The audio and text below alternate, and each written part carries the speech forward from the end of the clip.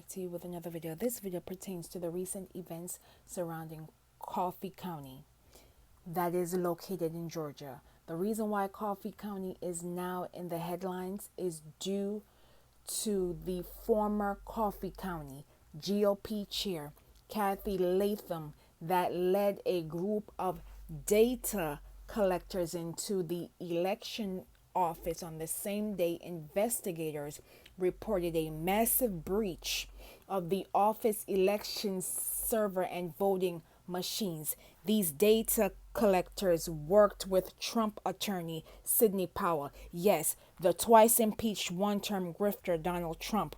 Now, the reason why this date is significant is a day before the nation and the world witnessed a domestic terrorist attack on the Capitol building.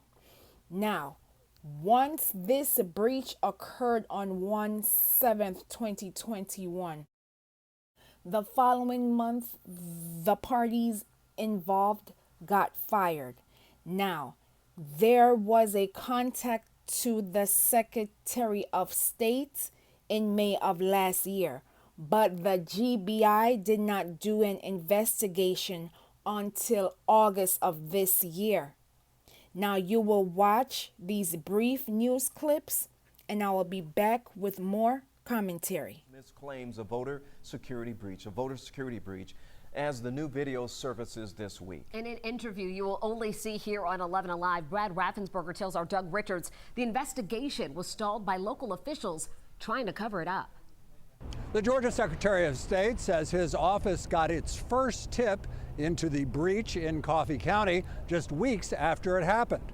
But it took investigators months to get to the bottom of it. When our investigators went down there, she's now the former election director, she did not provide truthful statements to us.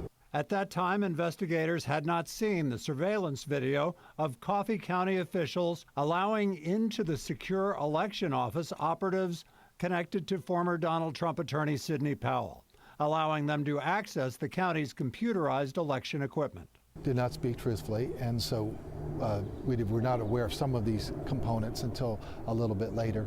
Then when their new election director had been hired, that's when we found out that her passwords had been shared with an outside company.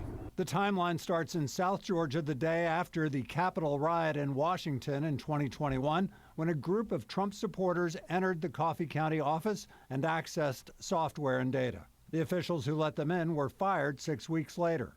That May, one of their replacements contacted the Secretary of State's office to raise concerns about a possible breach. In June, the Secretary of State's office seized the county's election servers.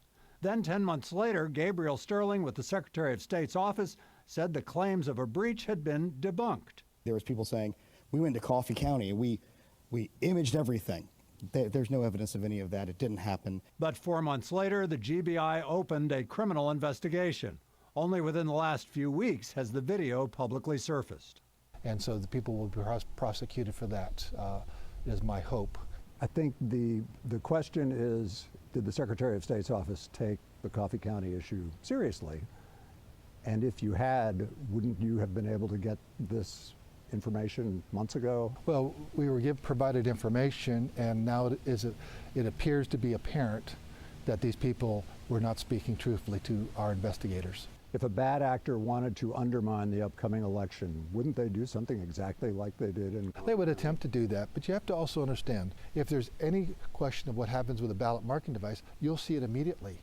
Raffensperger says that voters checking their printouts after they vote on the Dominion voting machines can double check whether there was a security breach on their particular... Until the midterm elections, the Secretary of State's office says it is replacing the election equipment in Coffee County. Now, this comes after claims of an election data breach and video that appears to show people in unauthorized areas of the county elections office. The breach is now under criminal investigation. Secretary of State Brad Raffensperger says the equipment will be brought in and tested before November's election. The only way the guardians of Putin can win is by cheating.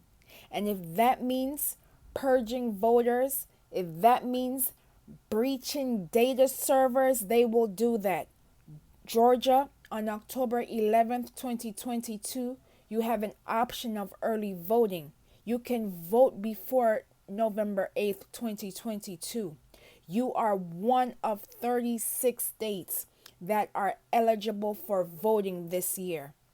People, this is not a drill, because the guardians of Putin are ensuring to silence voters.